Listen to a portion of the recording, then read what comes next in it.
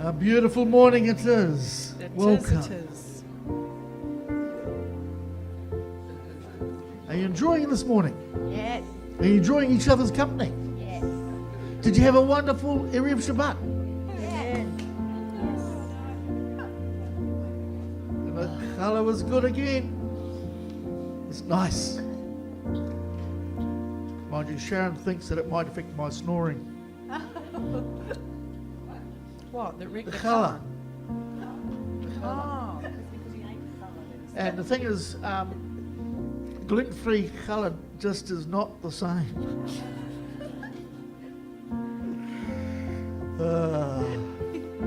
So welcome. And the Ruach is here, you are here. What a wonderful time. Just to enjoy and honor Him and praise Him. Thank Him for just everything that He does constantly for us. We ask a blessing on all other congregations who are meeting this morning as well, who are lifting up the name of Yeshua. We think of them. We know that the Ruach is encouraging them and blessing them. Let's rise together as we honor our Lord. Honor the Most High, Elohim.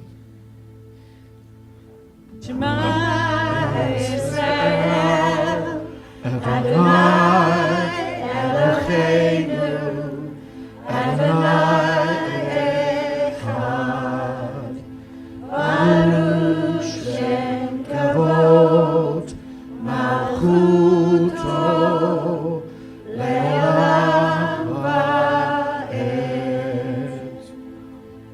Blessed, hear, O Israel, the Lord our God, the Lord is one. Blessed is His name, for His kingdom, for all eternity.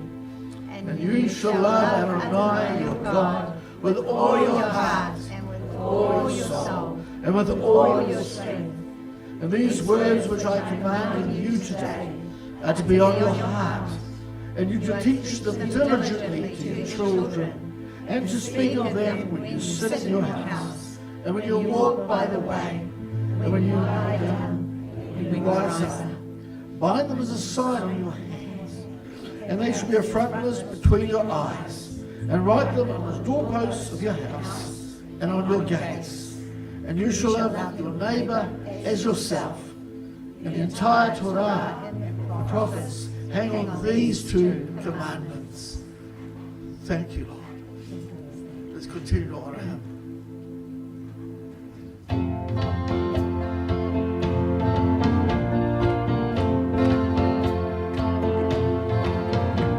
Gadol Adonai, Beth-El,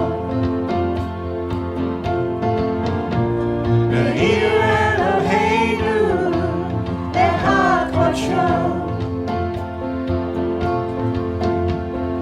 Great is the Lord.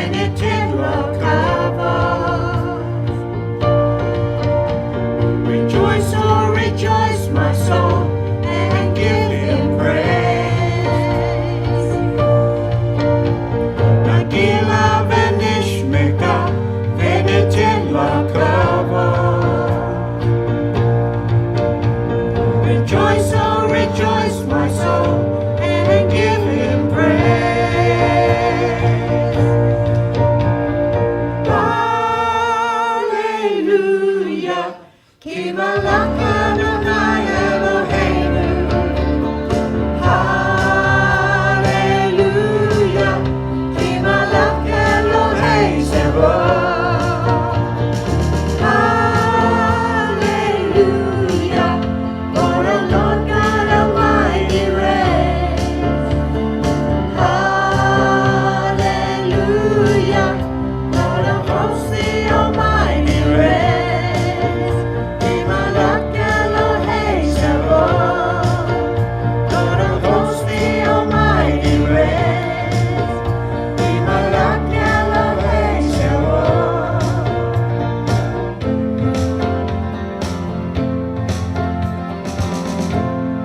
Lord of hosts, the Almighty reigns. Yes, he does. Amen. Amen. Amen. Just give him praise. Oh, yeah.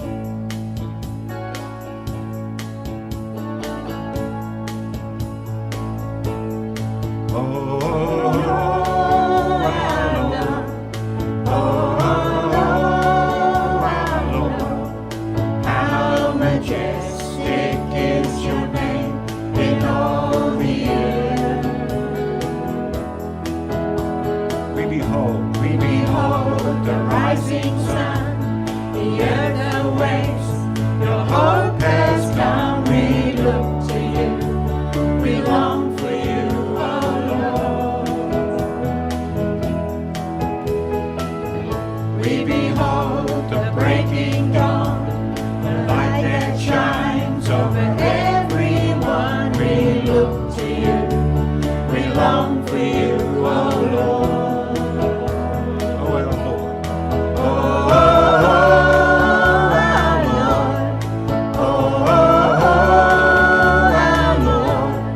How majestic is your name in all the earth. We behold. We behold the rising rain, like waters rise and flood this place. We reach for you, we cling for you, oh Lord. Oh, Our Lord. Oh, our Lord.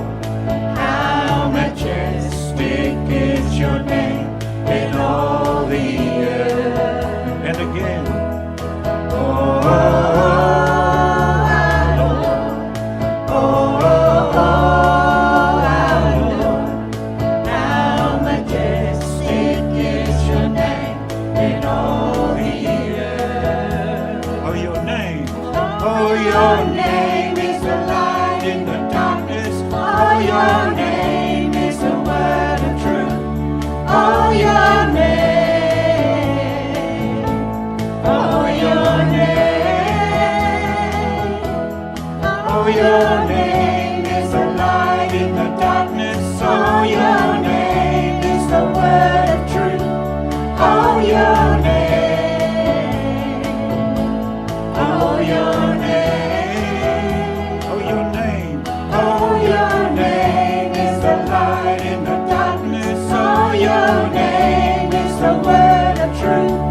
Oh, your name. Oh, your name. Oh, our Lord. Oh, our Lord. Oh, our Lord. How majestic is your name in all the earth. One more time. Oh, our Lord. Oh, our Lord. How majestic is your name in all the earth. We behold the breaking dawn. We behold the breaking dawn, the light that shines over everyone. We look to you, we long for you, oh Lord. We behold the rising sun, the earth awakes, your hope has come. We look to you, we long for you, oh Lord. Oh, our Lord. Oh,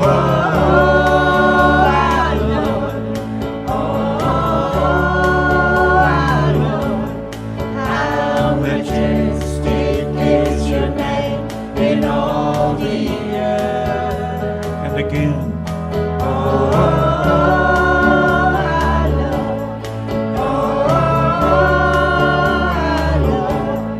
How majestic is your name in all the earth. In all the earth, in all the earth.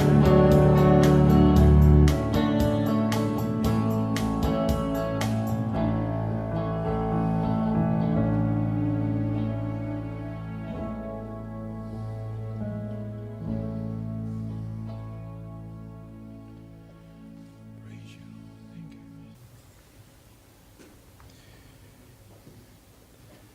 A blessing or a curse set before you. See, I am setting before you today a blessing and a curse. The blessing, if you listen to the mitzvah of Adonai, your God, I am commanding you today. But the curse, if you do not listen to the mitzvot of Adonai, your God, but turn away from the way I am commanding you today, to go after other gods you have not known. Now when Adonai your God brings you into the land you are going in to possess, you are to set the blessing on the Mount Gerizim and the curse on Mount Ebal. Are they not across the Jordan towards the west, in the land of the Canaanites who dwell in the Arabah, opposite Gilgal and the oaks of Moreh?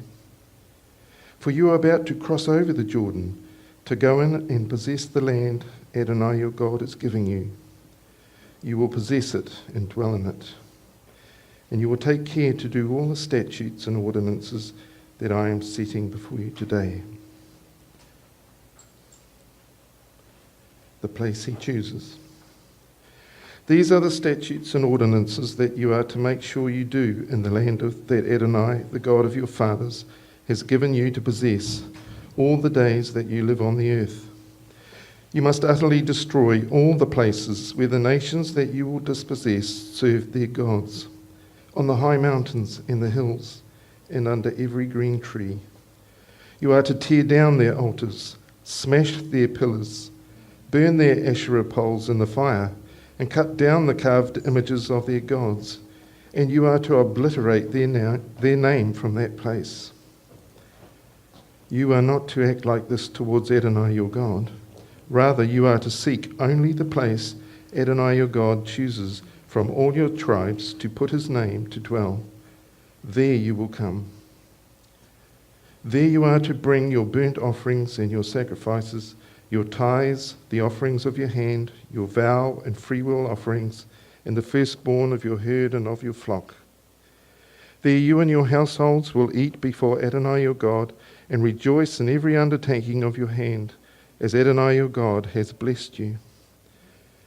You will not do all the things that you are doing here today, everyone doing what is right in his own eyes. For you have not yet come to the resting place and the inheritance that Adonai your God is giving you. But when you cross over the Jordan and settle in the land that Adonai your God enables you to inherit, and he gives you rest from all your enemies around you, you will dwell in safety. Then the place Adonai your God chooses to make his name dwell, there you are to bring all that I command you, your burnt offerings and your sacrifices, your tithes, the offerings of your hand, and all your finest vow offerings that you vow to Adonai. Then you will rejoice before Adonai your God, you and your sons and daughters, your slaves and maids, and the Levite in your towns, for he has no portion or inheritance among you. Be careful that you do not offer your burnt offerings in any place you see. Rather do so only in the place Adonai chooses in one of your tribes. There you are to offer your burnt offerings, and there you are to do all I am commanding you. Shabbat Shalom.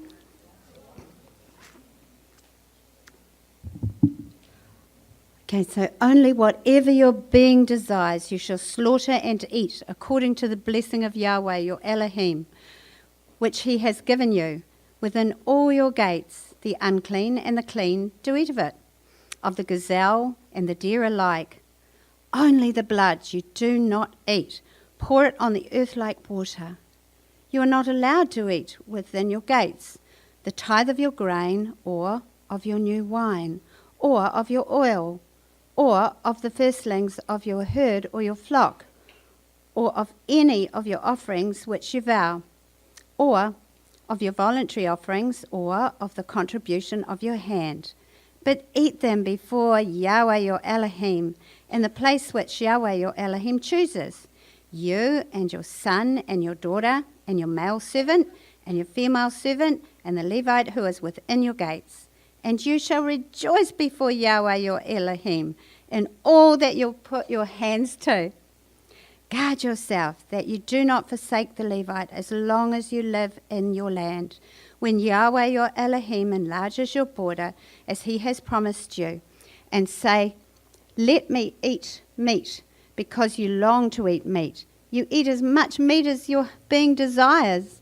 When the place where Yahweh your Elohim chooses to put his name is too far from you, then you shall slaughter from your herd and from your flock, which Yahweh has given you, as I have commanded you, and you shall eat within your gates as much as your being desires. Only as the gazelle and the deer are eaten, so you are to eat of it. The unclean and the clean alike eat of it. Only be strong, not to eat the blood, for the blood is the life. Do not eat the life with the meat. Do not eat it. You pour it out. You pour it on the earth like water. Do not eat it, that it might be well with you and your children after you, when you do what is right in the eyes of Yahweh. Only the set-apart gifts which you have and your vowed offerings you are to take up and go to the place which Yahweh chooses. And you shall make your ascending offerings, the meat and the blood, on the slaughter place of Yahweh your Elohim. And the blood of your slaughterings is poured out on the slaughter place of Yahweh your Elohim, and you eat the meat. Guard and obey all these words which I command you, that it might be well with you and your children after you forever, when you do what is right, what is good and right in the eyes of Yahweh your Elohim. When Yahweh your Elohim does cut off from before you the nations which you go to dispossess, and you dispossess them and dwell in their land, guard yourself that you are not ensnared to follow them after they are destroyed from before you, and that you do not inquire about their mighty ones, saying, how did these nations serve their mighty ones? And let me do so too.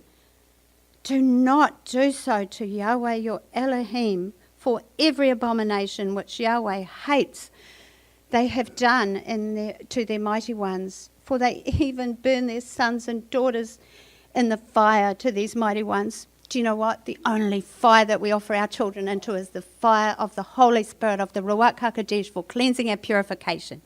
And we instruct them with his instruction and discipline, and he molds and shapes. And then the river of life, we drink from it and teach them to drink from it freely. It's very exciting, isn't it?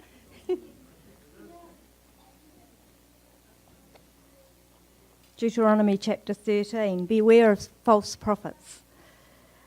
Whatever I command you, you must take care to do. You are not to add to it or take away from it.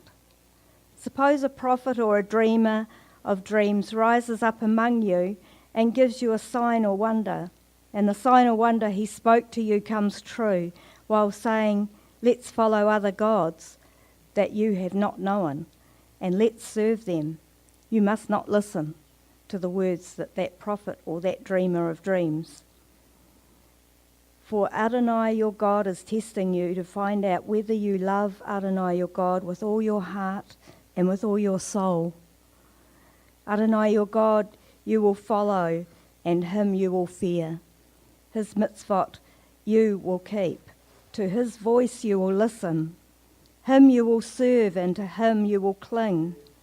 The prophet or dreamer of dreams must be put to death, for he has spoken falsehood against Adonai your God, who brought you out from the land of Egypt and redeemed you from the house of slavery, to entice you away from the way Adonai your God commanded you to walk.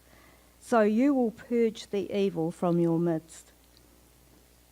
Suppose your brother, your mother's son, or your son or daughter, or the wife of your bosom, or your best friend of your own soul misleads you secretly, saying, "Let's go and serve other gods that you and your fathers have not known.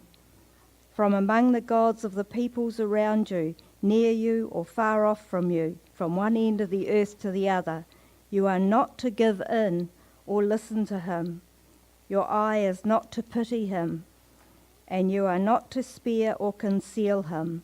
Instead, you will surely put him to death. Your hand should be the first against him to put him to death, and afterwards the hand of all the people. You are to stone him with stones to death because he tried to entice you away from Adonai your God, who brought you out from the land of Egypt, from the house of slavery."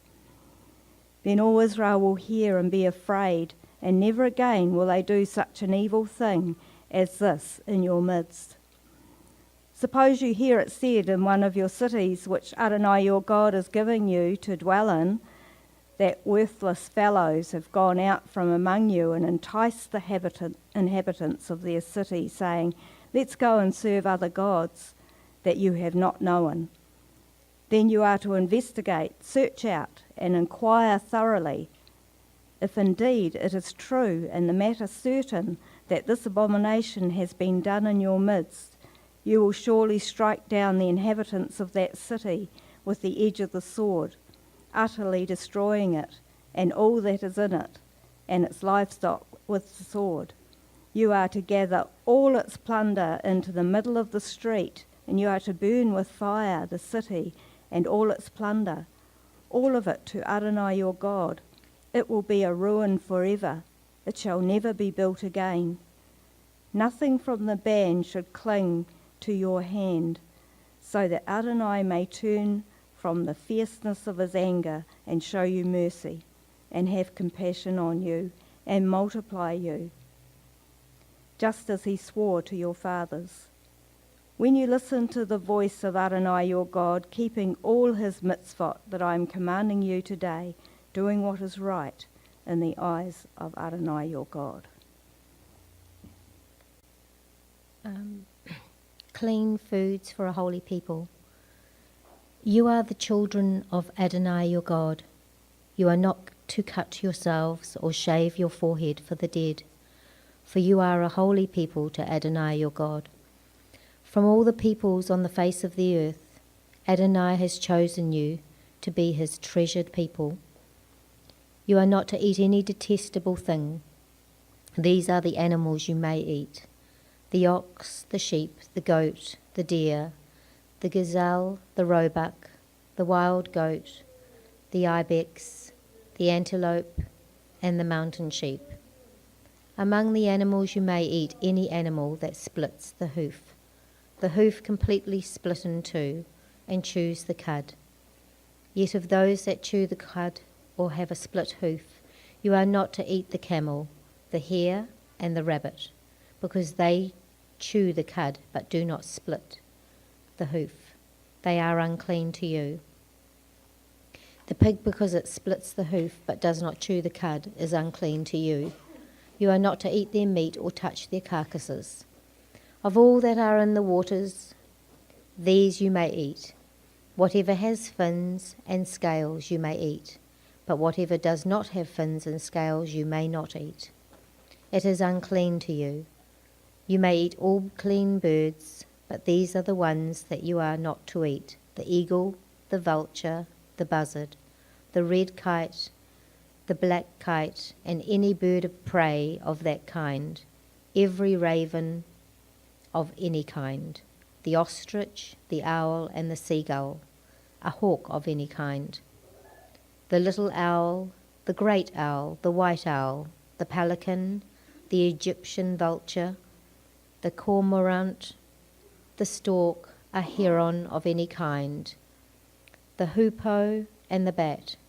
All winged insects are unclean to you. They are not to be eaten. You may eat any clean bird. You are not to eat anything that dies of itself. You may give it to the outsider within your gates, so that he may eat it, or you may sell it to a foreigner. For you are a holy people to Adonai your God. You are not to boil a young goat in its mother's milk. Every year you must take 1/10 of everything your seed produces in the field, and eat it in the presence of Adonai your God, in a place where he chooses to have his name live. You will eat the 10th of your grain, new wine and olive oil, and the firstborn of your cattle and sheep, so that you will learn to fear Adonai your God always. But if the distance is too great for you, so that you will be able to transport it, because the place where Adonai chooses to put his name is too far away from you, then when Adonai your God prospers you, you are to convert it into money. Take the money with you and go to the place which Adonai your God will choose, and exchange the money for anything you want: cattle, sheep, wine, other intoxicating liquor, or anything you please. And you are not to eat there in the presence of Adonai your God, and enjoy yourself, you and your household. But don't neglect Levi staying with you, because he has no share on inheritance like yours. At the end of every 3 years, you are to take all the 10th of your produce from that year and store it in your towns. Then the Levi, because he has no share or inheritance like yours, along with the foreigner, the orphan and the widow, living in your towns, will come and eat and be satisfied. And so Adonai your God will bless you in everything your hands produce. Amen. Cancellation of debts. At the end of 7 years, you are to cancel debts. This is how you are to cancel debts. Every creditor is to release what he has loaned to his neighbor. He must not force his neighbor or his brother to repay, for Adonai's debt cancellation has been proclaimed. A foreigner you may force, but your hand is to release whatever your brother owes you. However, there should be no poor among you, for Adonai will surely bless you in the land Adonai your God is giving you as an inheritance to possess, if only you would carefully listen to the voice of Adonai your God, being careful to do all these mitzvah that I am commanding you today, for I, Adonai your God, will bless you as he promised you. So you will lend to many nations, but not borrow. You will rule over many nations, but they will not rule over you. If there is a poor man among you, any of your brothers within any of your gates in your land that Adonai your God is giving you, you are not to harden your heart or shut your hand against your poor brother. Rather, you must surely open your hand to him, and you must surely lend him enough for his need, whatever he is lacking. Watch yourself, so there is no unworthy thing in your heart, saying, the 7th year, the year of canceling debt, is near, and your eye is evil against your poor brother, and you give him nothing. Then he may call out to Adonai against you, and it will be a sin among you. You must surely give to him, and your heart is not to be grieved when you give to him. For because of this thing, Adonai your God will bless you in all your work and in every undertaking of your hand. For there will never cease to be poor people in the land. Therefore I am commanding you, saying, you must surely open your hand to your brother, to your needy and poor in your land. If your fellow Hebrew, a man or woman, is sold to you and serves you 6 years, then in the 7th year you are to set him free. When you set him free, you are not to send him away empty-handed. You are to surely provide for him from your flock and threshing floor and winepress. As Adonai your God has blessed you, you are giving to him. You will remember that you were a slave in the land of Egypt, and Adonai your God redeemed you. Therefore I am commanding you this thing today. Now if he tells you, I will not go away from you, because he loves you and your household, since he is well off with you, Then you are to take an owl and put it through his ear to the door, and he will be your servant forever. And to your female slave you are to do the same. It should not seem hard to you when you set him free from you, for he has served you 6 years, double the value of a hired worker. So Adonai your God will bless you in all that you do. All the firstborn males that are born in your herd and your flock, you are to consecrate to Adonai your God. You are to do no work with your firstborn of your herd, or shear the firstborn of your flock. You are to eat it before Adonai your God year after year in the place Adonai chooses, you and your household. But if it has any blemish, if it is lame or blind, or has any serious blemish, you are not to sacrifice it to Adonai your God. You are to eat it within your gates, the unclean and the clean together, just as they eat the gazelle or deer. Only its blood you are not to eat. You must pour it out on the ground like water. Chapter 16. Guard the new moon of Abib, and perform the Parashah to Yahweh your Elohim. For in the new moon of Abib, Yahweh your Elohim brought you out of Mitzrayim by night. And you shall slaughter the Parashah to Yahweh your Elohim from the flock and the herd in the place where Yahweh chooses to put his name. Eat no leavened bread with it. For 7 days you eat unleavened bread with it. Bread of affliction, because you came out of the land of Mitzrayim in haste, so that you remember the day in which you came out of the land of Mitzrayim all the days of your life. And no leaven should be seen with you in all your border for 7 days. Neither should any of the meat which you slaughter in the evening on the first day stay all night until morning. You are not allowed to slaughter the Parashah within any of your gates which Yahweh your Elohim gives you, but at the place where Yahweh your Elohim chooses to make his name dwell. There you slaughter the Parashah in the evening, at the going down of the sun, at the appointed time you came out of Mitzrayim. And you shall roast and eat it in the place where Yahweh your Elohim chooses. And in the morning you shall turn and go to your tents. 6 days you eat unleavened bread, and on the 7th day there is a closing festival to Yahweh your Elohim.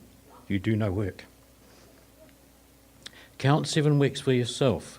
Begin to count 7 weeks from the time you begin to put the sickle to the grain. And you shall perform the festival of Shabuot to Yahweh your Elohim, according to the voluntary offering from your hand, which you give, as Yahweh your Elohim has blessed you.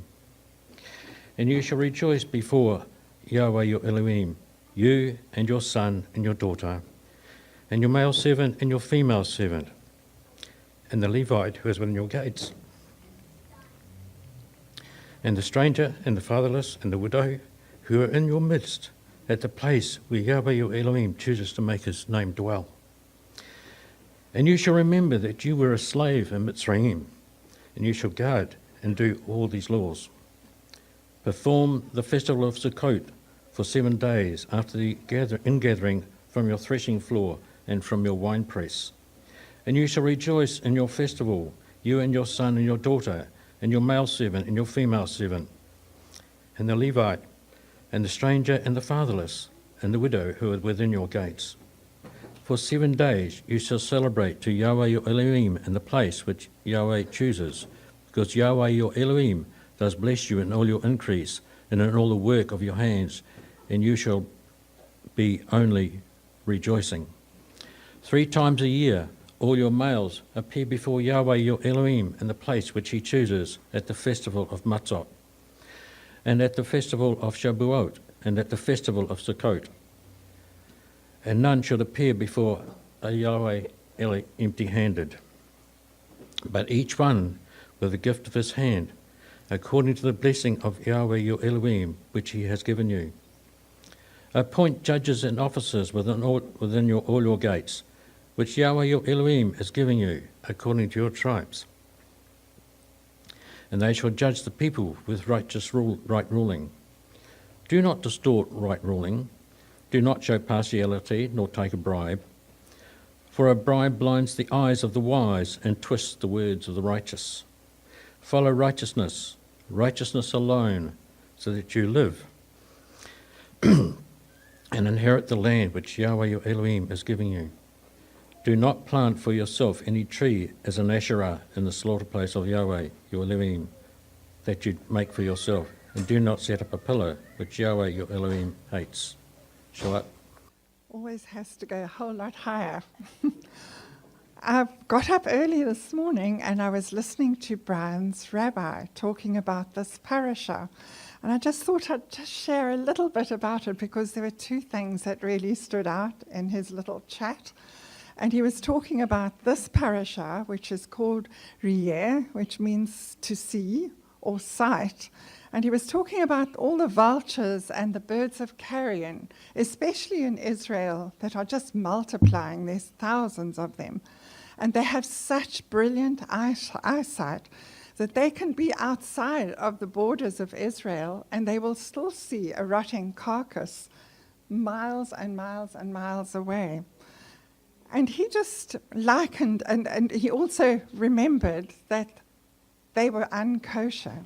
And that's why they are not kosher, because they eat rotten flesh. And a lot of people are like that. They only see the carcasses. They're looking for the rotten flesh in everything. And he likened that especially to people around the world looking at Israel. They only see the rotten part that's happening in Israel, and they don't see the good. And he also said you have two eyes. One is to look at the good, and the other is to look inwardly and to see how you measure up. So that's the sermon for today. And now I will read the parashah, which is what I was meant to do in the first place. Isaiah 54, verse 11 to 17. No, it's but oh yes, that's right. Storm-ravaged city, unconsoled, I will set your stores in the finest, your stones in the finest way. Lay your foundations with sapphires. Make your windows shine with rubies, your gates with garnets, your walls with gemstones. All your children will be taught by Adonai. Your children will have great peace. In righteousness you will be established, far from oppression, with nothing to fear, far from ruin, for it will not come near you. Any alliance that forms against you will not be my doing. Whoever tries to form such an alliance will fall because of you. It is I who created the craftsman who blows on the coals and forges weapons suited to their purpose. I also created the destroyer to work havoc. No weapon made will prevail against you. In court you will refute every accusation. The servants of Adonai inherit all this. The reward for their righteousness is from me, says Adonai. All you who are thirsty, come to the water. You without money, come, buy and eat. Yes, come, buy wine and milk without money. It's free. Why spend money for what isn't food, your wages for what doesn't satisfy? Listen carefully to me, and you will eat well. You will enjoy the fat of the land. Open your ears and come to me. Listen well, and you will live. I will make an everlasting covenant with you, the grace I assured David. I have given him as a witness to the peoples, a leader and lawgiver for the people. You will summon a nation you do not know, and a nation that doesn't know you will run to you for the sake of Adonai your God, the Holy One of Israel, who will glorify you. Seek Adonai while he is available. Call on him while he is still nearby. And there was just that one verse, no weapon made will prevail against you. In court you will refute every accusation. And last night we were praying for my son-in-law who's facing a court tribunal as we speak today. And I just thought that scripture that I have to read today is for him. Shabbat Shalom. Matthew chapter 7 is one of the chapters I meditate on quite a bit. It's quite challenging. So Matthew chapter 7 verse 1, stop judging that you will not be judged, for with the judgment you judge, you will be judged, and with the measure you use, it will be measured to you. You can think on that. Why do you look at the speck in your brother's eye, but do not notice the beam in your own eye? Or how will you say to your brother, let me take the speck out of your eye, and look, the beam is in your own eye? Hypocrite, first take the beam out of your own eye, then you will see clearly to take the speck out of your brother's eye. Do not give what is holy to the dogs, or throw your pearl before pigs, otherwise they will trample them underfoot, then turn and rip you to shreds. And I was thinking of that, and we are the ones that are holy, and we are to live holy lives, and what we do with our bodies is very important.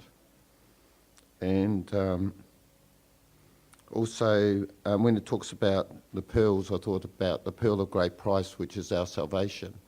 And we're to treasure these things. Ask, and it shall be given to you. Seek, and you shall find. Knock, and it shall be opened to you.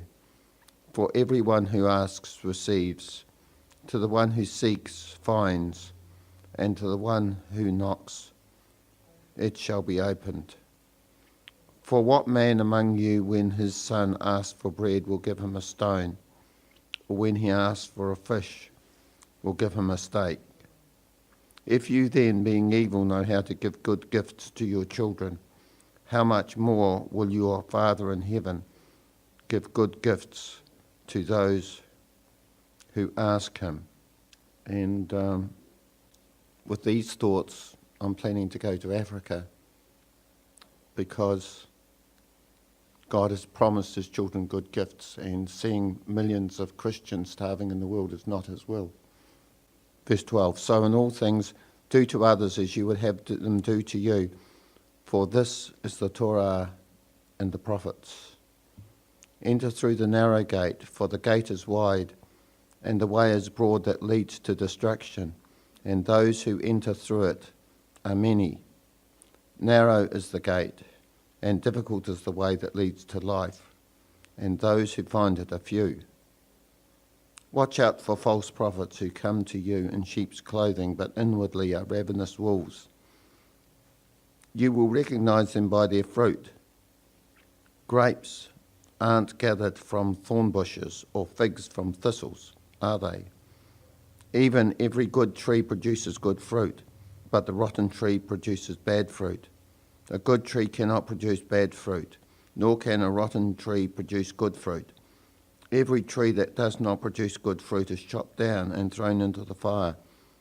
So then, you will recognize them by the fruit. Not everyone that says to me, Lord, Lord, will enter the kingdom of heaven, but he who does the will of my Father in heaven. Many will say to me on that day, Lord, Lord, didn't we prophesy in your name, and drive out demons in your name, and perform many miracles in your name? Then I will declare to them, I never knew you. Get away from me, you workers of lawlessness. And I think that's one of the scariest scriptures in all of the Bible. And so the chapter ends by saying that obeying the words of the Lord produces a great foundation for our lives. Yochanan 16, 1 through 16, because it finishes it. Yeah. I have spoken these things to you so that you will not stumble. They will banish you, and the hour is even coming when anyone who kills you will imagine he's performing the service of God. They will do these things to you because they do not know either my Father or me. But I have told you these things so that when the hour comes, you will remember that I have spoken to you. I did not speak to you like this from the beginning because I was with you. But now I am going to the one who sent me, and none of you asks, where are you going? Grief has filled your hearts on account of my speaking these things to you. However, I tell you the truth, that my going is only good for you.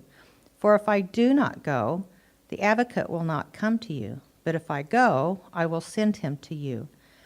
When he comes, he will rebuke the world regarding sin, righteousness, and justice. Regarding sin, for they did not believe in me. Regarding righteousness, for I will go to my Father, and you will no longer see me. And regarding justice, for the ruler of this world is judged. I still have many things to tell you, but you will not be able to hear or to bear it now. When the Spirit of truth comes, he will guide you to the entire truth. For he will not speak from himself, rather he will speak what he hears and tell you what is to come. He will glorify me, for he will take from what is mine and tell you. Everything that is my Father's is mine. That is why I said that he will take from what is mine and tell you. In a little while you will not see me, but in a little longer and you will behold me, for I am going to my Father. 1 Corinthians 5, verse 9. I wrote to you in my letter not to mix together with sexually immoral people, not at all meaning the sexually immoral people of this world, or the greedy, or the swindlers, or the idolaters, for then you would have to exit the world. But now I am writing to you not to mix together with anyone who is being called a brother, if he is sexually immoral, or greedy, or an idolater, or a slanderer, or a drunkard, or a swindler, not even to eat with such a fellow. For what business do I have judging outsiders? Don't you judge those who are inside? But those who are outside God judges. Put away the wicked fellow from among yourselves. And 1 John 4, verses 1 to 6. Loved ones, do not believe every spirit, but test the spirits to see if they are from God. For many false prophets have gone out into the world. You know the Ruach Elohim by this. Every spirit that acknowledges that Messiah Yeshua has come in human flesh is from God. But every spirit that does not acknowledge Yeshua is not from God. This is the spirit of the anti-Messiah, which you have heard is coming and now is already in the world.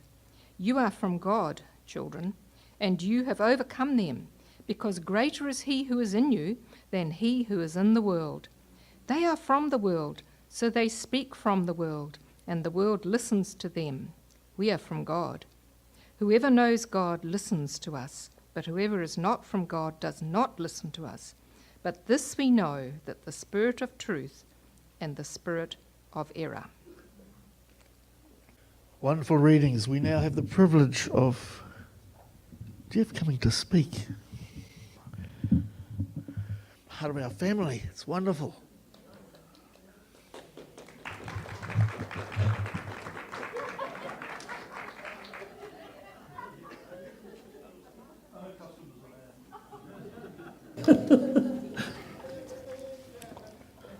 I finally gave in. Joel said, when are you going to bring a message? And I said, do you want to read this week? And then he used the marketer's trick. Are you going to speak on the 4th or the 11th? He gave me two choices. So I said the 11th, of course, because it was the furthest away. But a couple of things this morning. I felt sometimes when Abba wants to do something, sometimes he talks, sometimes he says something, sometimes he says everything else, and sometimes he proclaims. And this morning He wants to make a proclamation. And as we were reading the parashahs again this morning, the thing I found interesting was I thought you could get 5 major messages just out of that one parashah this morning. How can you pick one particular part and everything else? But I still feel that altogether they're summed up in one word: obedience. And he told me to do this too.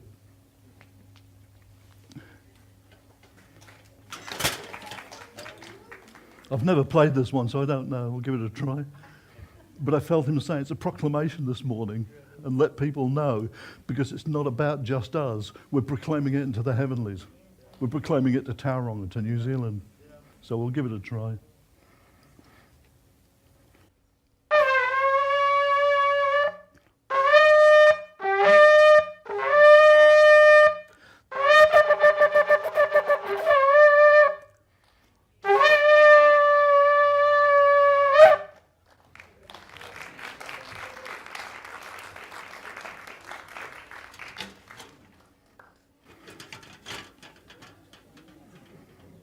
I did my usual, I just pick it up when I want to do it and then don't do it again for a long time, which isn't good because it's about muscles in the lips.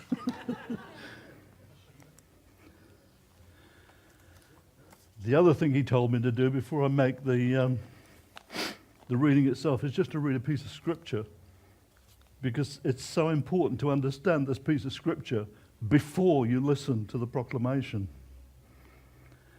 And then Yeshua said to them, "Don't you understand this parable? The sower sows the message." And he's talking about where it's about sowing seed.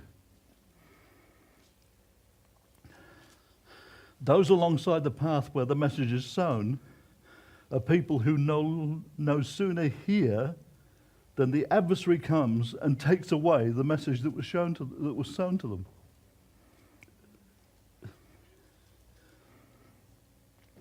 And particularly when you listen to a message every week, it's very easy for that to happen.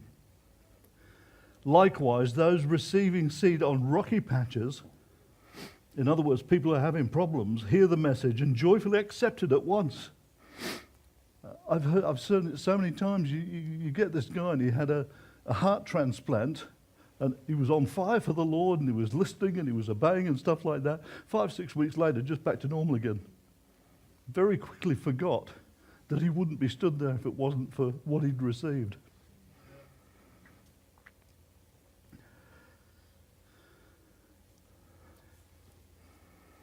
But they have no root in themselves. They don't have that root deep down.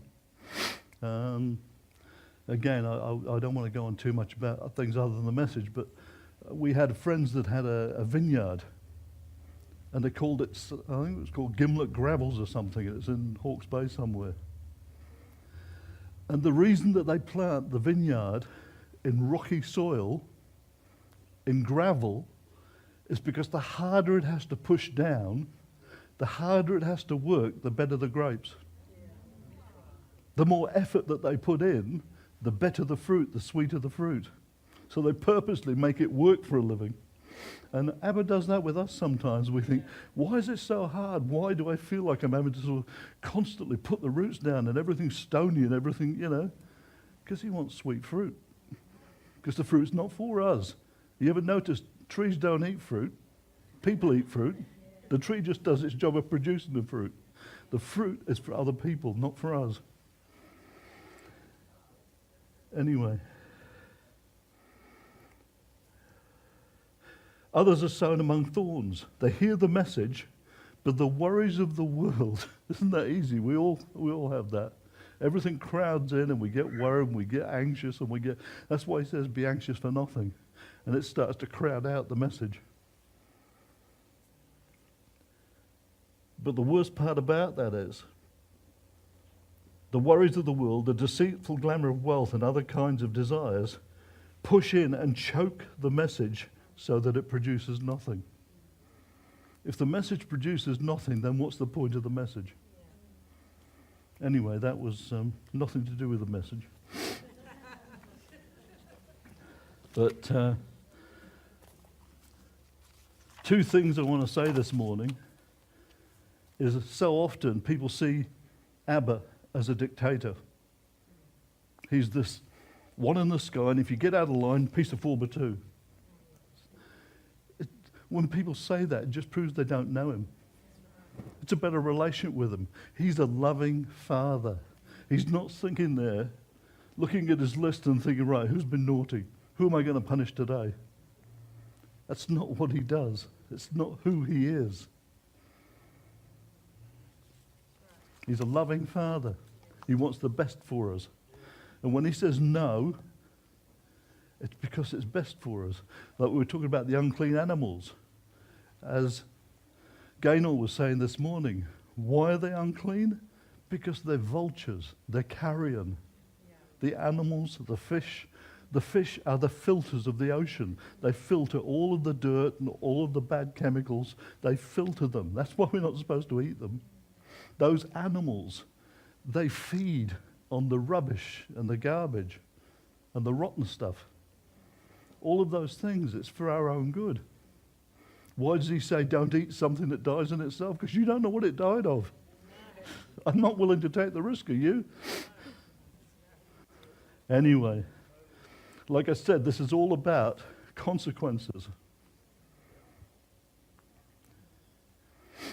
In the beginning, Yahweh, God, gave an Abba's blessing, a father's blessing. Abba is more than just father. If you go up to somebody and say, good morning, father, when did I suddenly turn into, You say, daddy, Abba. It's a personal greeting. And you can tell when people talk about him as whether they've got a personal relationship with him or whether it's very formal. He doesn't want formal. He says, come in here, hop on my lap and we'll talk it over. That's my experience. He gave the first blessing to his son. His first son. Ish. Ish means man. And then they produced a daughter called Isha, woman. Together, they form Adamah. Adamah simply means mankind or dust.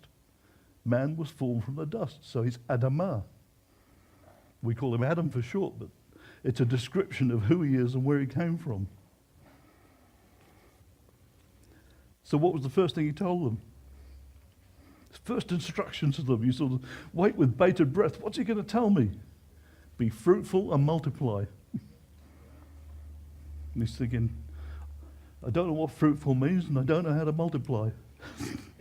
I can do algebra, but... and subdue the earth. And he's thinking, you've put me here. I thought you'd already subdued it. No. He wants rocky ground. He wants gravel. He gives it to you, but you have to work for it. Because if you don't work for it, you don't appreciate it. And if you don't work for it, you're not going to produce sweet fruit.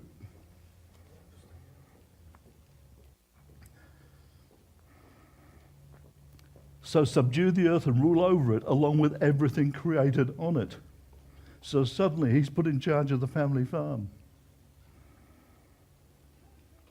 But then just a little temptation, a little forbidden fruit, another little compromise, accompanied by finger-pointing, denials. And that formed the recipe for a poisoned dish, a poisoned chalice, that their descendants, you and I, are still consuming. What he did then, we're still dealing with. And you say, but it didn't really matter, it wasn't much. Thousands of years later, we're still dealing with the aftershock. Fortunately, there's an answer to that, but that's something else. Basically, he sold his birthright. What for? And you'll say, an apple? No. It says a beautiful fruit.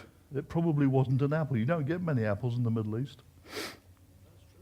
Could be a fig, could be a banana, it could be anything. Really matter. The fact is he sold his birthright for a piece of fruit.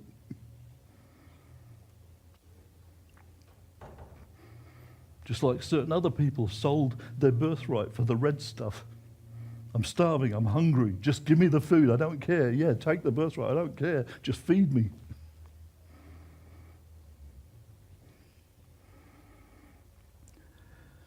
And the worst thing is, it was the only thing in the whole garden that was off limits to him.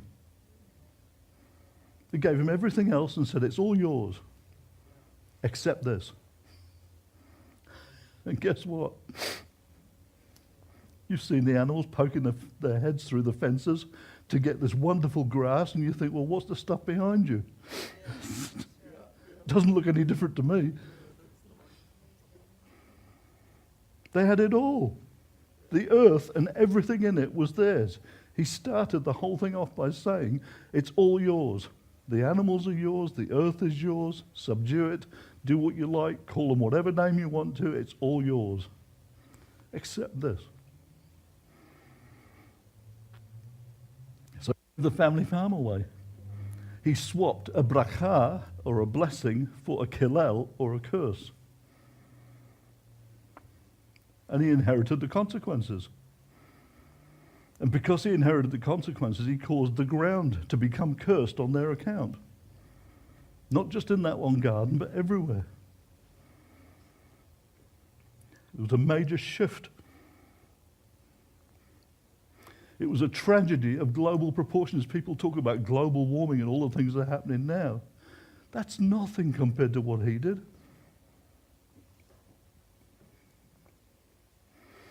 And that led inevitably over time to other bracha and kilel that followed as a result of it. And then we have Noach, the new Adamah.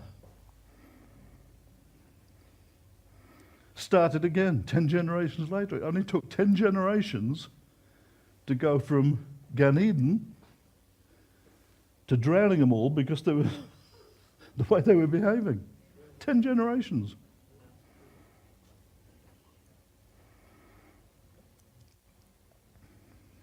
And again, it was exactly the same car, exactly the same instructions that were given to Noach. When you get off the boat, be fruitful, multiply, subdue the earth. Another 10 generations later, Abraham is promised a new land and full restoration of the original bracha, the original blessing. In fact, he's told that he will be a bracha, or a blessing himself.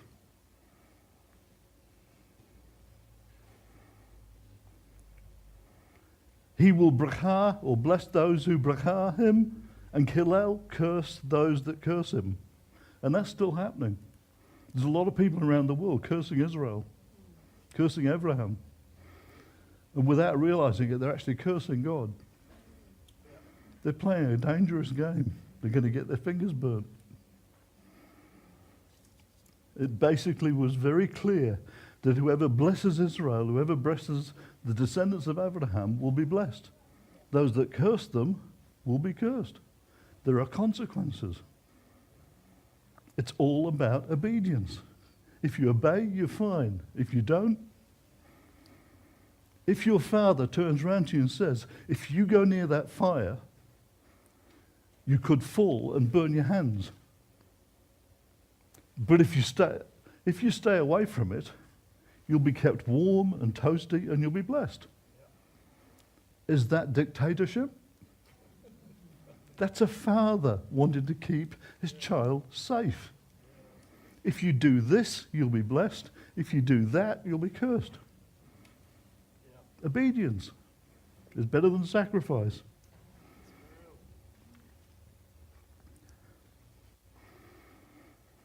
Of course, by this stage, Noach, going back before that, Noach and all the 9 following generations are still alive. This is what people don't realize when they read it. When he was there, 9 generations were still around. Sorry, not Noach, Abraham. When Abraham was doing all of this, 9 generations were still alive, including Noach.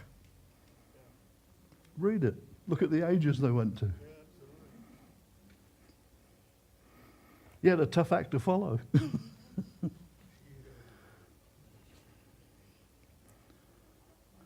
3 died after Abraham.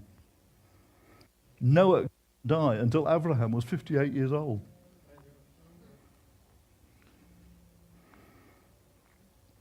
So Abraham, as he was then, because he had a name change, people say, oh, what's in a name? If the name wasn't that important, why did he change them? Why didn't he just leave him as Abraham? Because it meant something. And I say this again and again.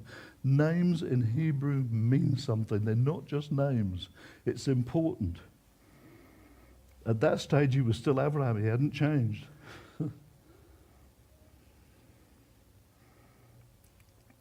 And he trusts Yahweh completely and moved to a new land. And all his friends to her and say, where are you going? I don't know. When are you going? I don't know. What are you going to do when you get there? I don't know. Great. It always makes you feel good when you get a prophecy like that. What he did know is that he could trust his father because he had a relationship with him. There's some interesting stories about his relationship with his father and his real father and what he did, because he worked in an idol shop that his father owned. I won't go into that. Story for another day. So he moves to the new land, and when he arrives at a place called Shechem. And there he receives confirmation of the promises. And he also gets a slight name change after he's had a divine wrestling match. From Abraham, which means father, to Avraham, father of nations. It meant something. He wasn't just the family father anymore. He was to be a father of nations. And we're living among those nations today.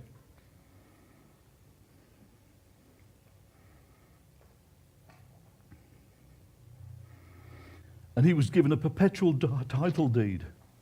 It's all laid out in here. Any architect or somebody involved in town planning will tell you, you have to have the deeds, you have to have it all mapped out. It's all mapped out in here, it's all described. Exactly, the boundaries are there. And right now, Israel's not filling all those boundaries, but they will. People don't like it. They're not going to give land away, they're going to receive land.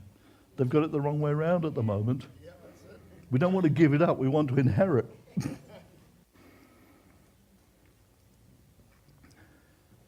And it was signed, sealed, and delivered by Yahweh himself, for him and for all his future descendants, including our current generations.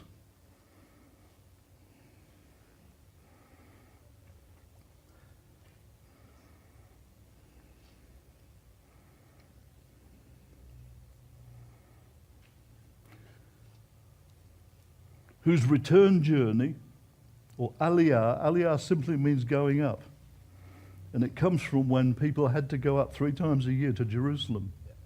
And when they went up, they were doing aliyah. And in a synagogue today, when they go up and read from the bema and read the word, they're performing aliyah. They're going up. And when people go home to Israel, they're committing aliyah, so it's still ongoing. And if we won't go back voluntarily, he'll give us a shove. The economy will go sour, or somebody will get upset with us and chuck us out. It happens frequently. It's not because he's getting angry, it's because he wants us to go home. That's his promise to us, is that we will go home. He's provided a place for it, and he's put his name on it.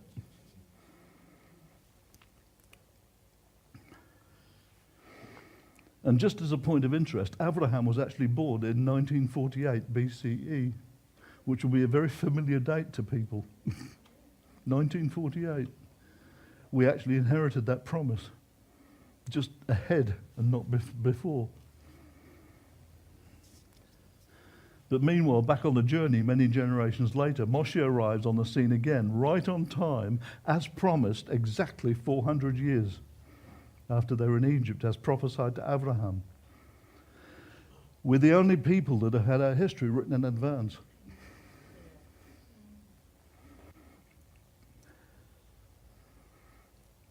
It was promised that he would lead those direct descendants, sons and daughters of the promise, home to claim and inherit the promise real estate, including all of the brachas and promises that came with it.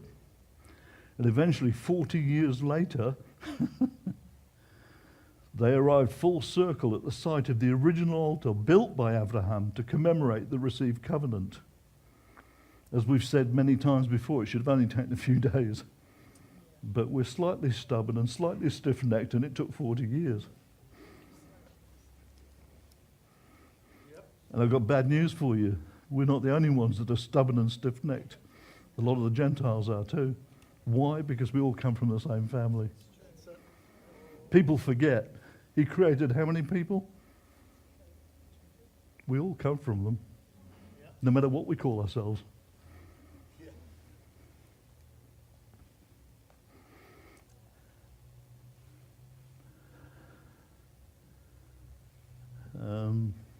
Adamah was the first new man, one new man. Yeshua was the second one new man. His body, who we are today, is the next one new man. He always takes anything that's been divided and brings it back together again. That's what he's doing with us. We're part of his body, so we've been brought back together again.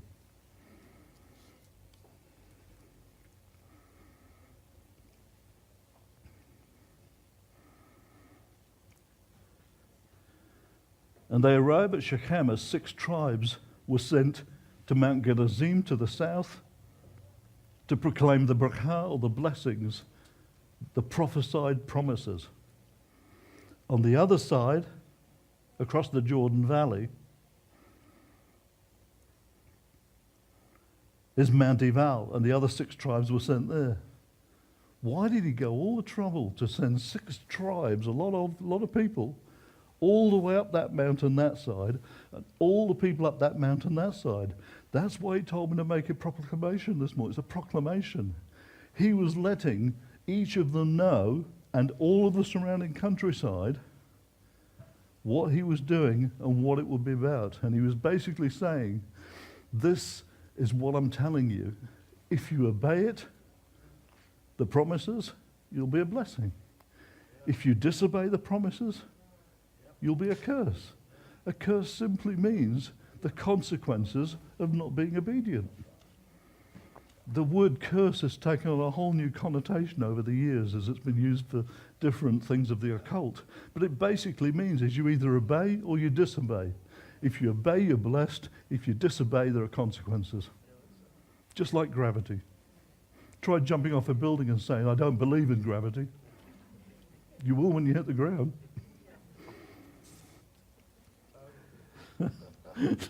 Not for long, but...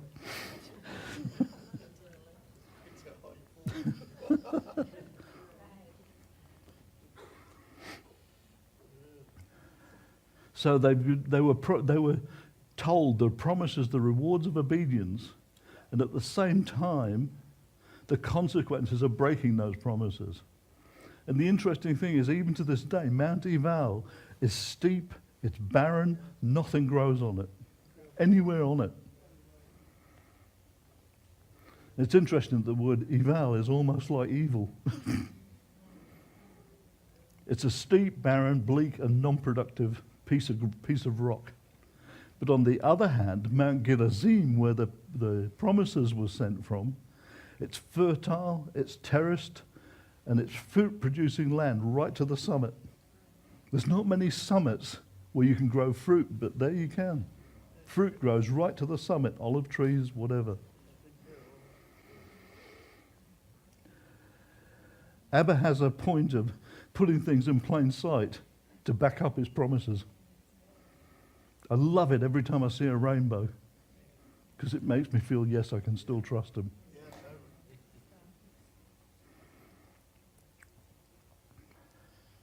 Nearby, the old Shechem where they were camped is Nablus. And Nablus is where Yosef's tomb, which has been destroyed countless times by local Palestinians. I don't know what they've got against it, but they don't like it. And it's also there that Yaakov's well is. It's nearby. Which is the site of Yeshua's conversation with a woman, if you remember. He sat by the well and told her a few things. But what he told her brought redemption to the whole village. Not just to her, but it had consequences for the whole village. He told her about her many husbands and the effects of curses on her life. As far as she was concerned, she was cursed, and that's the end of it. It was never going to change. I've got news for you. Obedience breaks curses. If it didn't, none of us would be redeemed.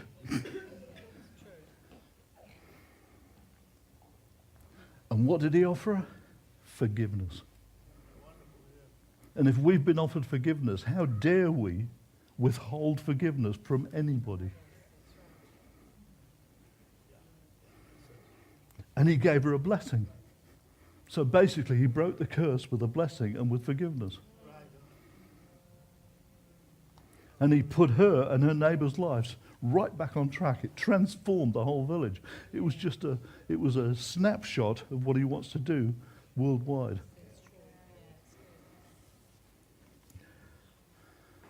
So back on the mountains set before them were blessings or promises if they listened and obeyed his commands, and curses or consequences if they turned aside and disobeyed his instructions by following other man-made plans and pagan religions.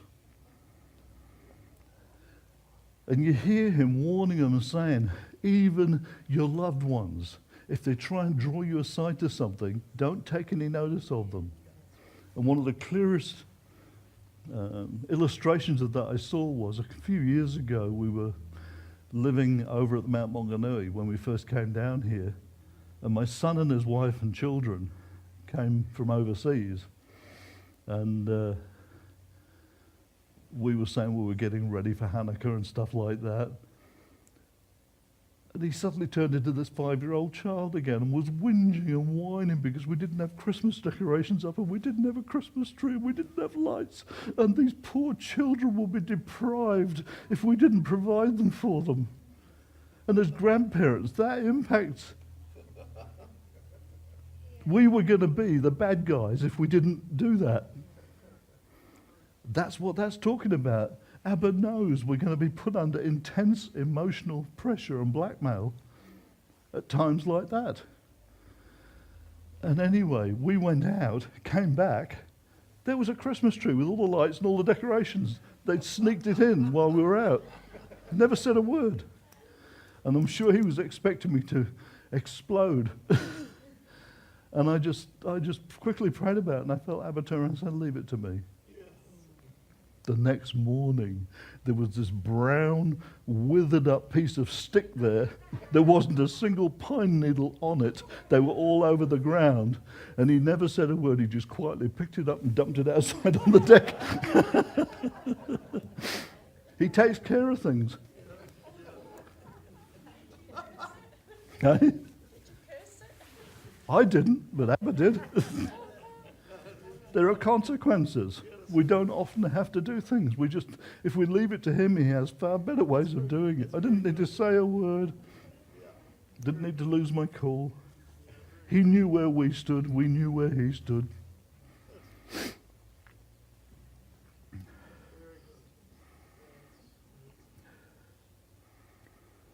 So these people, they follow man-made plans, pagan religions, make it up as you go along, and bow down to the deaf, dumb, and blind so-called gods. You know where it says you get a tree, you cut it in half, one half goes on the fire, the other you bow down to and worship. It's ridiculous. And he said they're deaf, dumb, and blind. What's the point?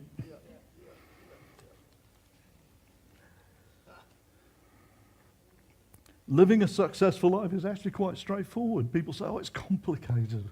It's not complicated. Obedience is complicated because everything within us sometimes wants us to be disobedient. It's actually quite straightforward. It's just a simple equation. It's a series of choices based on obedience or disobedience. But of course, you've got to factor in the fact that you can't be obedient to something you don't know about. So somebody needs to tell them. If nobody's sent, how are they going to hear? And if they haven't heard, how can they obey? He doesn't hold us to account for things we don't know. But once you've heard, once you've had people standing up here and giving you a message and telling you, you can't turn and say, oh, I never knew. I'm sorry, too late.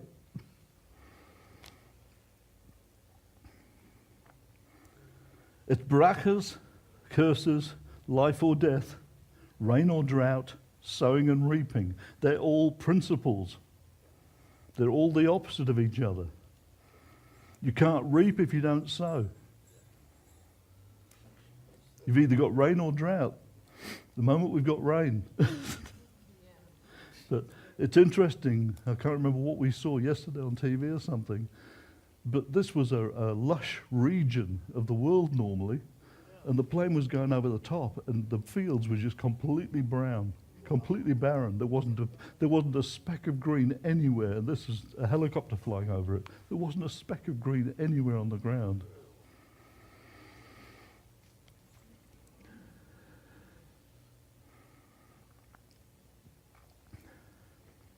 We all know from experience, not theory, that you have to breathe out bad air. Nobody has to teach you. You breathe in, you breathe out. It's only later on that you find out that what you're breathing in is oxygen, what you're breathing out is bad air. If you reverse the process, you have a problem.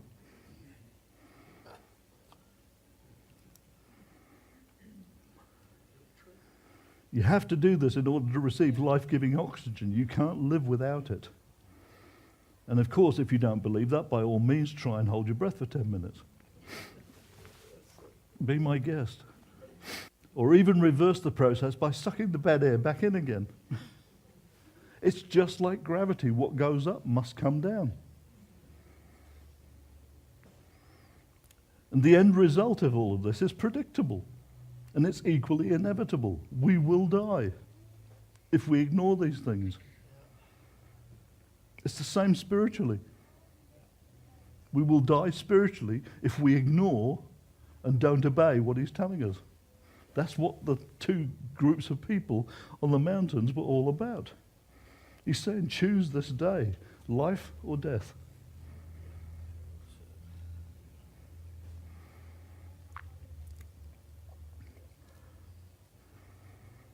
So we'll achieve exactly the same results spiritually by our wrong choices and disobedience. The wages of sin is? You can't change it. You can analyze it. You can do whatever you like. But the basic equation is there. The wages of sin is death. These are kingdom principles. And you say, what's kingdom principles? Who's our king? If you've got a king, he's got to have a kingdom. We're living in it. We choose. I have two passports. One's got a big silver fern on it. This one's the other one, and it's the most important of the two passports. This is the passport of the kingdom, and we have to obey the principles and laws that operate within that kingdom. Just like gravity or buoyancy, they don't change. With buoyancy, if you go down, you come up again. With gravity, if you go up, you come down again. They don't change, but we do have a choice. That's the thing. We say, oh yeah, well, they're principles, we can't fight them. We have a choice. We can obey or not obey. That's how I know he loves me unconditionally. Because if he didn't, he'd turn me into a robot so that I'd obey everything he said. That's right. He gives us a choice. That's a risk. It's a real risk giving your children a choice. Oh, yeah. He's taking a real risk by giving us a choice. But if he didn't give us a choice, then it wouldn't be love. It would be dictatorship. Love is unconditional. It's a decision. It's unconditional. People say, oh, that's not possible. And I say that love, unless it's unconditional, isn't love. It's not possible. It has to be unconditional. Otherwise, it's control and manipulation. I love you if, I love you because. I just love you. I don't like your behavior, but I love you. This is where people get confused. We don't have to like the behavior just because we love the person.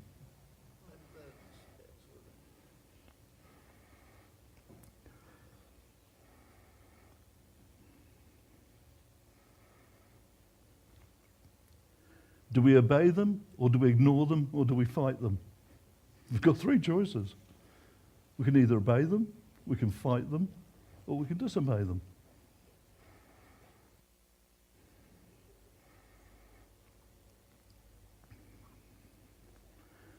Or are we still following culturally imposed rules? We come back to that thing again. All these people who are important in our lives are saying, you must do this and you must do that because we've always done it.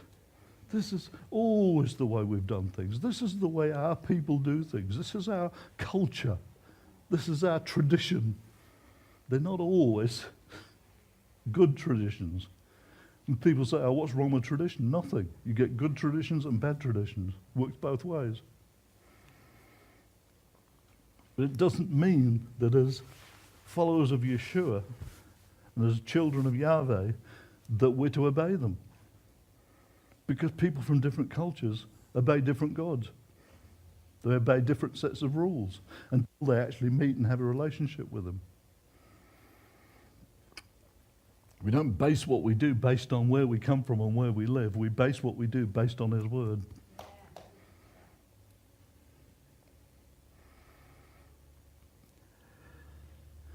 Are we following pagan religious principles, myths, and superstitions based on man-made or theoretical ideas?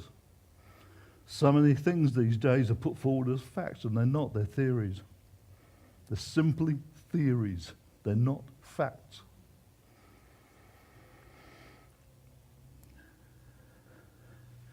The word bracha, or blessing, is mostly translated as bless. Bless is an ancient German word. And people say, well, what's that got to do with us? English is based on German tribal languages, the Angles and the Saxons.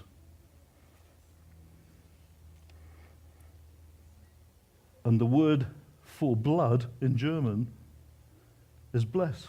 Bless or blood, which was based on the pagan rituals that they used to go through. So when blood was involved, it was the so-called blessing that they gave to the people involved in the ritual. Whereas bracha is a different word. It's translated as blessing. But bracha actually translates as knee. That's bracha. Isn't it interesting? What he asks us to do is to bow the knee. Bracha. Bracha is a symbol of obedience, of capitulation, of acknowledging the authority of the person that you're committing yourself to. It's actually directly related to Yahweh's divine will based on being obedient. Bowing the knee means you're willing to be obedient. It's a gesture of submission and compliance. You look even in the animal world. When an animal wants to submit to another animal, it bows the knee. It goes down and its head goes down. It's a gesture of submission and compliance. So the bottom line or foundation is that only Yahweh has both the authority and the ability to fulfill promises made or prophesied by Him. We can express those things on His behalf. We can speak them out exactly as He tells us to. We're just the messenger. But only He can actually fulfill them. So often when we prophesy or say something, and it happens, and everybody goes, oh, I heard you say that. It doesn't make any difference who said it. The difference it makes is that He was the one that made it happen.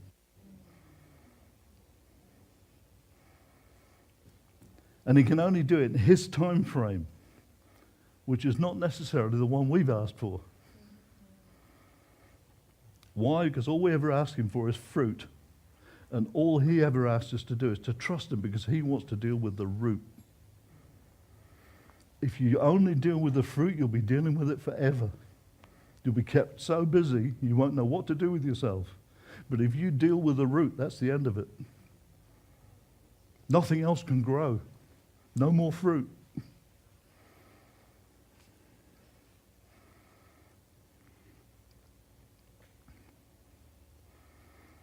Curses, again, only have authority over believers or anybody else if they come directly from Yahweh and are simply the promised prophesied consequences or penalties that come into effect when we disobey him, when we disobey his covenants. Disobedience triggers consequences and punishment. People say, how does he punish us? He lets us suffer the consequences. Basically, if I disobey him, then I'm punishing myself.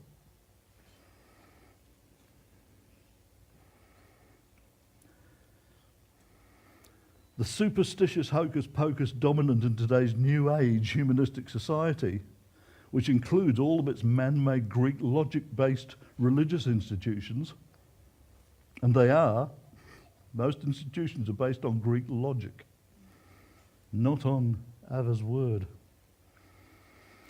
And it's all about fear and control. What fear and control described as in Torah? Witchcraft. It says that fear, control is as witchcraft. Why? Because witchcraft's all about control. Abba gives us choices, the enemy doesn't. It's that simple. Wants to control the situation. He's incredibly insecure. People who want to control things are very insecure people. They're not the dominant, rugged people they try and portray themselves as. They want control because they're insecure. They want to control the situation because they feel so insecure if they can't.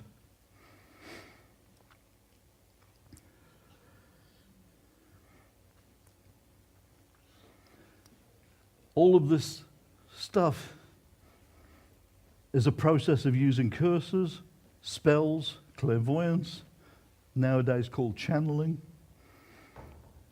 Sewage is channeled, no different. Enchantment, etc., based on spiritual manipulation. And the so-called defenses against them, it's so funny, are charm bracelets for luck, who was a Roman pagan entity, and against the demons, the crucifixes and crosses of all types, against demons and vampires, saints' medals, pendants, statues. Be careful what you wear. I've often heard it said that it's a good job the electric chair wasn't around when Yeshua was, otherwise we'd have had some very heavy things hanging around our necks.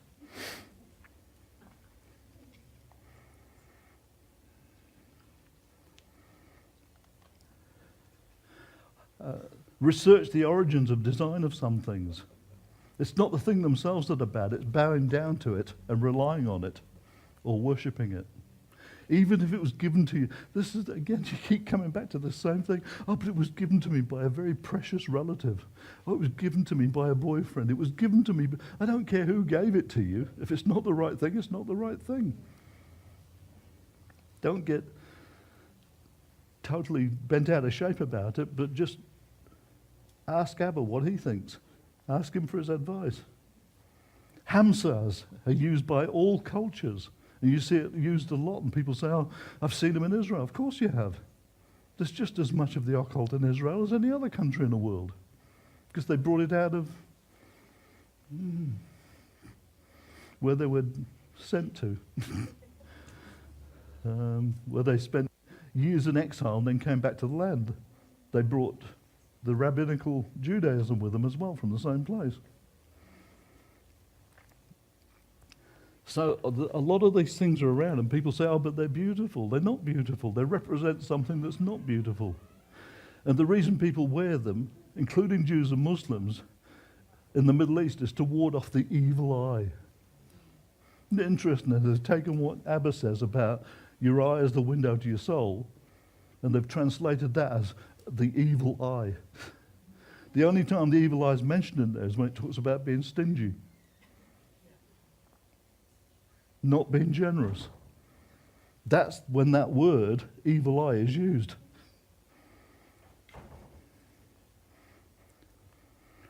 They wear red threads on their wrist. It's very popular amongst Hollywood so-called stars. Red thread on your wrist. When you go to the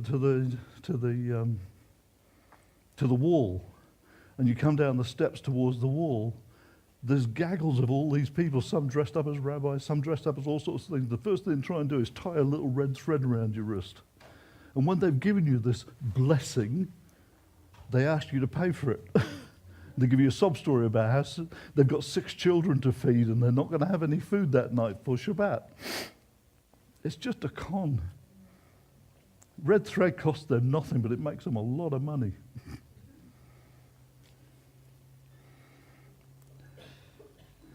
There's boatloads of fertility symbols out there that are about worshipping pagan gods and goddesses, demons, fallen angels, etc., etc.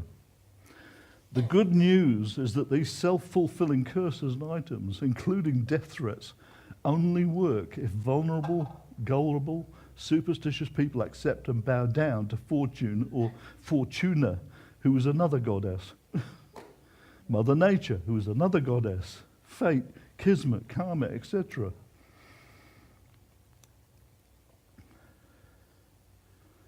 The people that go to visit clairvoyants and people like that, and they look at little glass balls. Of course, some of these things are going to happen because if you believe them and you take them to heart, they become a self-fulfilling curse. They are not a blessing.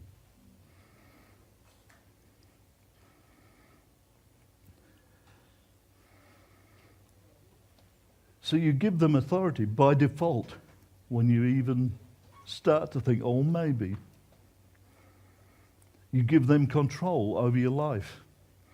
And it causes you to believe in myths, legends, fairy tales, religious hocus pocus that's got nothing at all to do with Yahweh, Elohim of Abraham, Yitzhak, and Yaakov. We talk very often about, God's all the same God for everybody. You know, Allah is just another name for God. No, it's not. Allah is the moon god. The God of Abraham, Yitzhak, and Yaakov is the one that's in here. And he describes himself very clearly to make sure you don't get confused. And it's not a cultural thing. It's a word thing. If you don't know who you're following, you're not going to know where you're going. He's the Elohim of Israel and all true followers of the way, the truth, and the life. When people asked him who he was, he said, I am the way, the truth, and the life. No one comes to the Father but by me. Does that leave room for all these other gods? Does that leave room for all these other people that they all talk about and say, oh yeah, but if you believe in so-and-so, if you believe in Buddha, if you believe in Allah, if you believe, that's fine. No, that's not what it says. It says, I am the way, the truth, and the life. No one comes to the Father except through me. It's quite specific. It's not arrogant, it's just the word.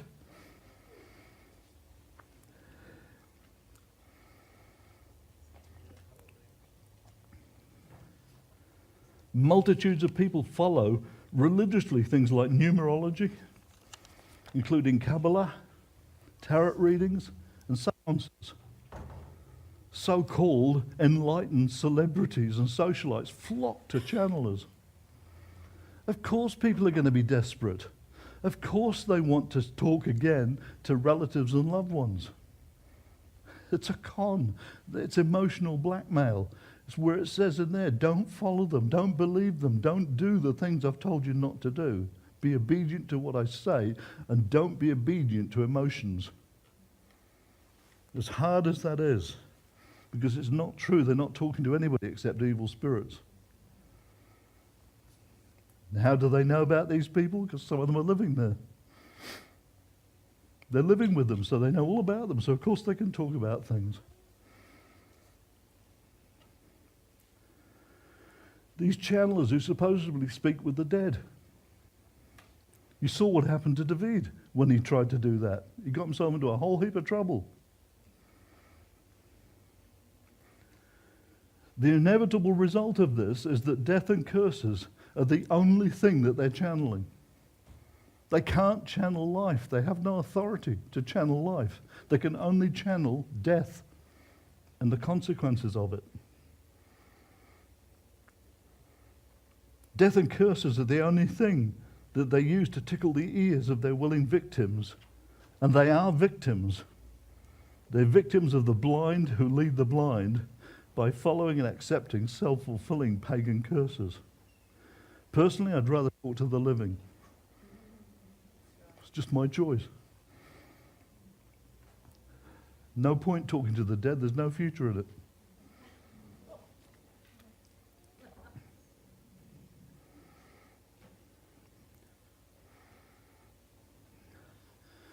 If you talk to the living, they still have a chance of a relationship with Abba. They still have the possibility that leads to a bright life-filled future, walking in the light. Light, dark. We have to choose. It's as simple as that. We must understand our inherited authority and overcome all evil with that authority, based on His word. So many people today say, I've got a problem. It's because, not that they have a problem, it's just that we don't understand our authority. Why in there would He say, everybody's saying, what wonderful things you do, and He's saying, the things I do, those that are to come will do even greater things. He's passing on that authority. We come under that authority. We have authority in the situation as long as we've heard it from Abba. As long as we've heard it from the Father and not just spout what we feel in our own head. How can you obey Him if you haven't heard Him? This is when I get concerned when people say, I don't hear Him. I'm not sure if I can hear Him or not. That's crucial. That has to change, because if you don't hear Him, how can you obey Him? You can obey Him generally by following His word, but it's crucial in some situations to hear Him. If you don't hear Him, you can't obey Him. And if you don't obey Him, it could be critical.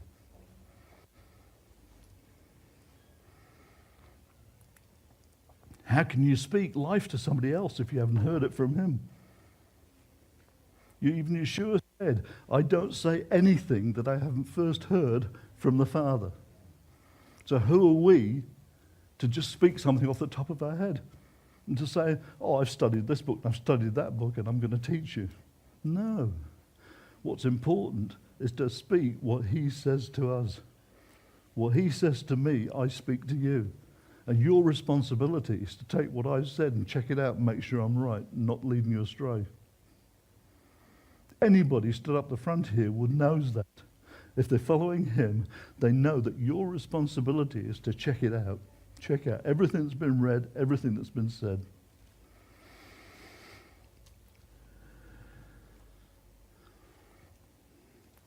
Our inherited authority is to be based on His word, His explicit instructions. And our relationship with Him is based on our redemption and His blessing, His bracha over our lives. Everybody says, oh, it's all about the good news. What's the good news? The good news is that Yeshua HaMashiach has fulfilled His promises to carry out the promises made to Abraham, that his descendant will become a bracha, a blessing to all the families of the earth. Yeshua is a direct descendant of Abraham. Wouldn't you say that he's a blessing to the whole earth? He's fulfilling the promise to be a blessing to the whole earth.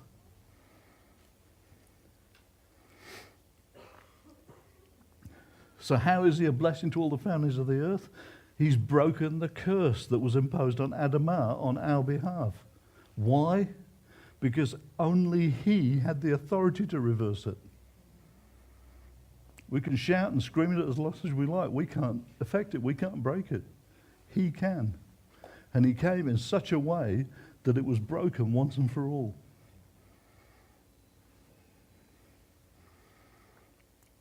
It says everyone who hangs from a tree comes under a curse. And again, people get confused over this. He came under her curse. He didn't become a curse. I hear so many people say, oh, He became a curse for me. No, He didn't. He came under a curse and then had the authority to break that curse. He is our kinsman redeemer. He's the only one that has the authority to fully reclaim and restore my life and what Adam lost or gave away. And as long as we fully, truly, truthfully repent and ask Yahweh's forgiveness about anything and everything that we need to, and give unconditional love and forgiveness to others. See, again, it's about receiving, giving. There's consequences if you're not obeying or disobeying. If we don't do those things, then we're not fulfilling what he gives us. If he gives us something, it's our job to pass it on. It's our job to do the same, to be exactly the same. We're to do that on a daily basis and stay true to our relationship or our covenant with him. If we do that, we'll be blessed. If not, we'll come under the curses. And we'll need him to deal with that and the authority to do it.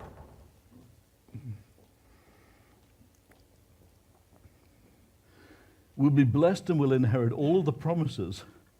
When we bless, we're blessed in return. But we personally as believers are not to curse our enemies. And again, it's a mistake people make, and they say, oh, I walked past that and I cursed it. That's not our job.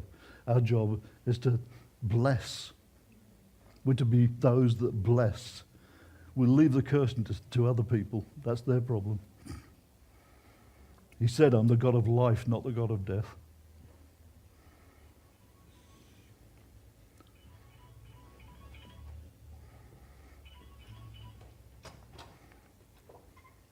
We're not to curse our enemies. We're not to have a go at those who mistreat us. We're to hand that over to Yahweh and let him deal with it. He's far more capable of dealing with it than us. We are to bless them. It says, when you come with your enemies, bless them. And it doesn't make sense to us until you understand these principles. The principle is that our job is to bless. It's his job to deal with the curses. We can't. We are to forgive, not to judge. We're not allowed to judge. We can pray in the situation. We can explain the situation. We can speak out against the situation. But we are not allowed to judge. That's his job.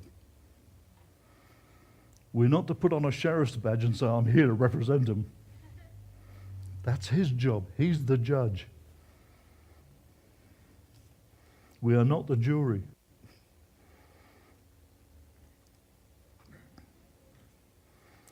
We can and must, however, bind the principalities involved because we have that authority, and we can loose blessings on our neighbors on a daily basis, not just prayers.